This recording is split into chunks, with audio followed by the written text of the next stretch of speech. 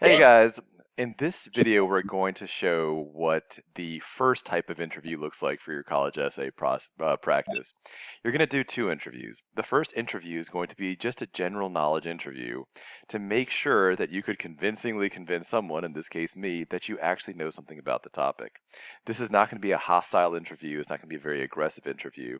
And and I'm not going to have notes open for this. So I'm not going to be using the internet to ask questions. I'm going to be going based off just general knowledge. So this interview is, can you convince a layperson that you have deep expertise in an area? The later interviews are going to be much more intense. We're going to say, can you convince an expert that you have expertise in the area? But first, we're going to go with the first part. All right. Kimya, go ahead and explain and just tell what your topic is. Hey guys, I'm Kimya. My topic is Persian-Russo relations in the 1600s, so during the time of Shah Abbas I and the first Romanov Tsar, Tsar Mikhail Fyodorovich. Okay, so Kimya's already made a smart move by picking something pretty specific. And so she's going to have already a big advantage here. She's picked something specific that's not just common knowledge. Notice that she didn't just pick like something like space, where A, the topic is so huge that I could find some random question that she wouldn't know, and B, I would probably know, the average person knows like something about it. Um, so the question is, so the topic is the relations between which two countries again, Kimya? Or Persia at the time and Russia. Okay, Persia and Russia, and this is during the time of the first Romanov Tsar, and who? And first Shah Abbas. Okay, so the first Shah and the first Romanov Tsar, yes? I don't know if he's the first Shah, Okay. but there's like a first and a second one, but he's the first one. Okay. All right. Fantastic. Okay. So let's. I'm just gonna start off by asking just some basic questions so you guys can see what this would be like. Kimya, what are some of the things that allowed that first Romanov Tsar to establish such a major dynasty? Do you think? So he was the first like leader right after the time of troubles, right? And so during the time of troubles, like no one knew who the czar was supposed to be, what to do, right? And so what actually ended up happening was we had a lot of people they're called false Dimitris because Dimitri was like the long lost brother of the previous ruler. And so they couldn't find out like who was this brother? Like did he die? Did he just escape off into the forest somewhere? So we had all these random people coming up and being like, I am Dimitri. I am ready to take my place as king or Tsar or whatever. So after all of this, the patriarch, which is like the kind of Orthodox Pope, but like there's a lot of them. There's not just like one, like in Catholicism. He was actually the first Romanov. So he was Filaret, I don't know if that's actually how you say his name, Romanov, and he was the patriarch of the church. And as most countries have gone through this at some point, church and state were together pretty much. And so he was actually the father of Mikhail Fyodorovich, and Mikhail Fyodorovich was actually elected by Zemsky Sabor, which was like a group of people kind of trying to figure out who's going to be our next leader. And so after all of this time of like confusion and just not knowing who the country was going to be run by and kind of just run more like by a group of people that didn't know what was happening, it really helped them to kind of go back to the monarchy and go back to like a stable pattern of like leadership. Okay. Okay. So you guys can see that in this case, Kimmy has clearly done plenty of research on this topic. Like she knows that at least this part of the topic well. So the next question I'm going to ask is just in terms of the economic relations between the two countries, what were some of the things that were traded, and how did that affect the economies of the two countries? Yeah, so this was actually the reason that Shah Abbas actually reached out to Tsar Mikhail Fyodorovich. So Persians, Persian rugs, silk trade route. We really like, rugs were our main export at the time and Hmm. probably still, honestly. And so what, you're laughing at me. What Shah Abbas wanted to do. So at the time, right, we have Shah Abbas, we have Russia, and we have the beloved Ottoman Empire, which is just like wreaking havoc on the Persian Empire, right? Hmm. Because Persians are like, no, like we're not going to surrender. We're a different culture. And so Iran has kind of always been, or Persia has always been kind of caught in the tensions of the Middle East. Hmm. So they wanted to expand the trade route in a way that would not have to go through the Ottoman Empire, Hmm. right? Because they didn't want to have to give them any sort of like economic advantage. So what they wanted to do was they wanted to use Russia in order to get to Switzerland, I believe. Hmm. And so Shah Abbas, if you're ready for the whole reason of why I got into this topic, Okay. right? He was kind of That was actually going to be my next question, so let's do it right now. okay, cool. So essentially what had happened was, Iran was taking advantage of Georgia, and they were taking in Georgians as slaves to be in Shah Abbas's army. And Hmm. the reason that they were specifically targeting Georgia was because they were in a Christian Orthodox country. And so they would have a little bit of leverage whenever going to Europe and asking people for help Hmm. in any kind of situation, but particularly against the Ottoman Empire. So they go to Georgia, they capture all these different people as slaves, and what they do is they go and they capture a relic. And it was Jesus's robe that they had torn into pieces right before the crucifixion. Shah Abbas went and got that from them and sent it to Tsar Mikhail Fyodorovich as kind of like a peace offering. And that was kind of, their way of establishing relations with one another. And that way they could expand through Russia into the Ottoman Empire. Okay. Okay. Now let's talk about how. Sorry, not the Ottoman Empire. Sorry, through Russia, and not through the Ottoman Okay. Empire. Okay. Do you think that the historical events at that time continue to affect the two nations today? I do, Okay. yeah, because Iran is actually pretty, contrary to popular belief, known for its religious freedom. Okay.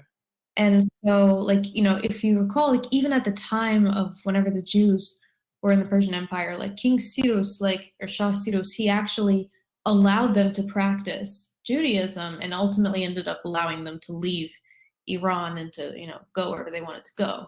So he freed them in that Hmm. sense. And so in Iran today, the three recognized religions are Judaism, Christianity, and Hmm. Islam.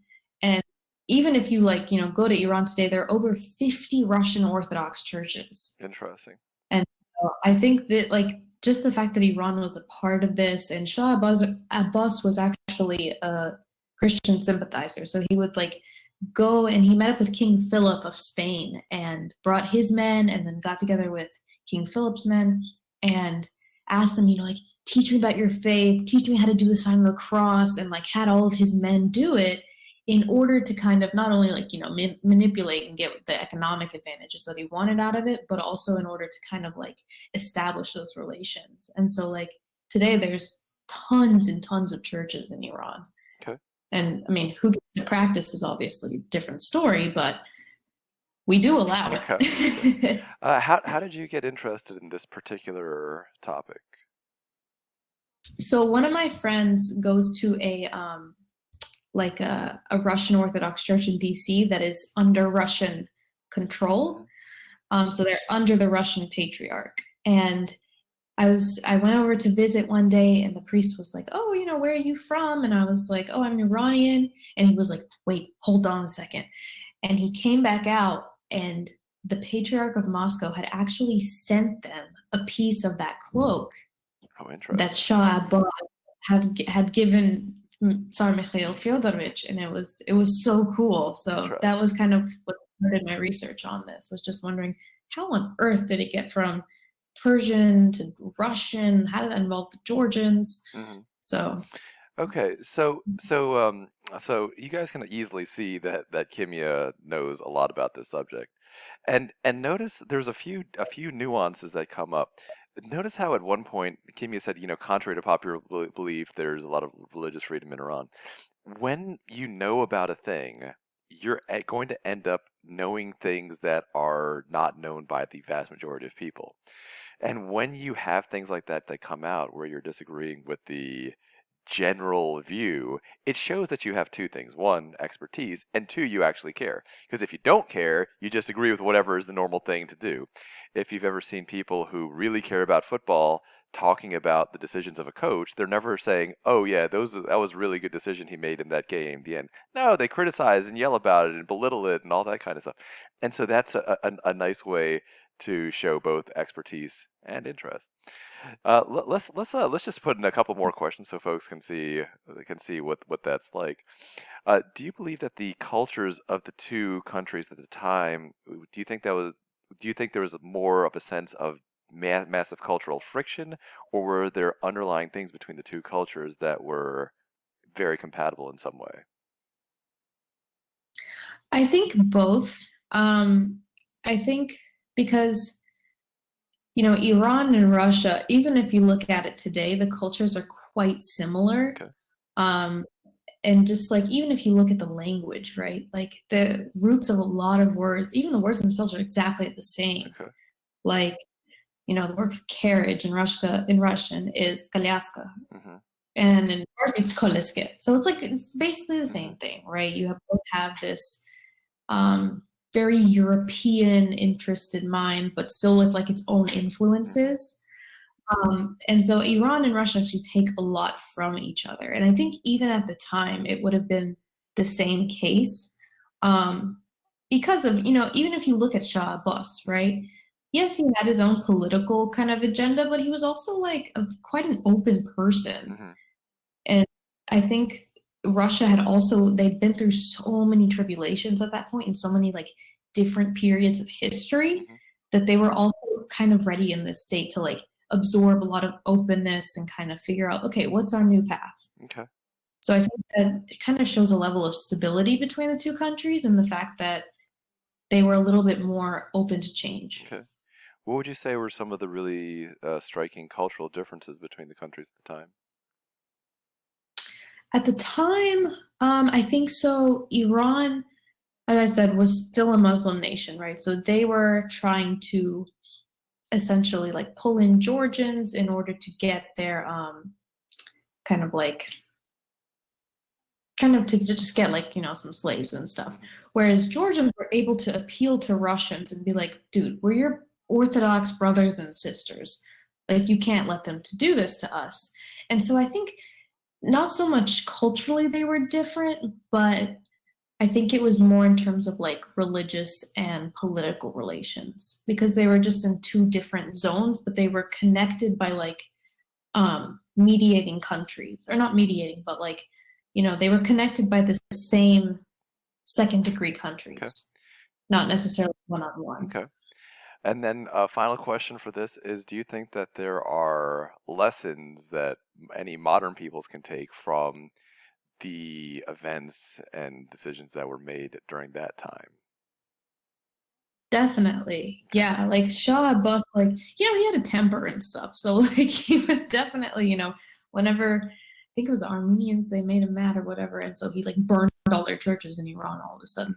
But in general, I think that this kind of willingness to go so, and I'm not saying we should go like, capture slaves and steal people's relics. That's not what I'm saying. But in terms of like, getting to know somebody by sitting down with them, talking with them, figuring out what's important to them, I think that's the main kind of way to approach the world. Like, I mean, that's kind of how Shah Abbas, like, reasoned with all of Europe was he like took something that was important to it, made himself so knowledgeable about it Hmm. that he could sit down with them and convince them that he was about to become a Christian. Hmm.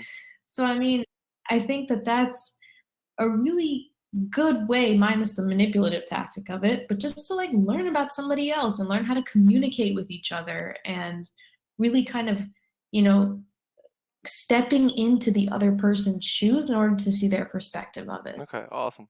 All right, so you guys can easily see that in this case, Kimya would if Kimya was a student, she obviously would have passed the first round interview. Later on with Kimya, we're going to do the hostile interview, and that's going to be that's going to be like a little bit of a different tone. You'll see, you guys will see what that's like. But notice, what do we see? We see that Kimya's clearly done a lot of research on this. That she has a lot of like interest in it. She can understand it. She can apply it to the modern era. She can analyze it. That's what it means. Looks like to be an expert on it. Now, I suspect that Kimia probably is interested in this, but even if she had no interest at all and this level of knowledge, she would appear interested to literally any person. By the way, Kimia, is this something you're actually interested in or not? Oh yeah, Okay, good. Yeah, I definitely. mean, I figured. All right, awesome. All right, so guys, stay tuned for the next round, which will be the hostile interview with Kimia.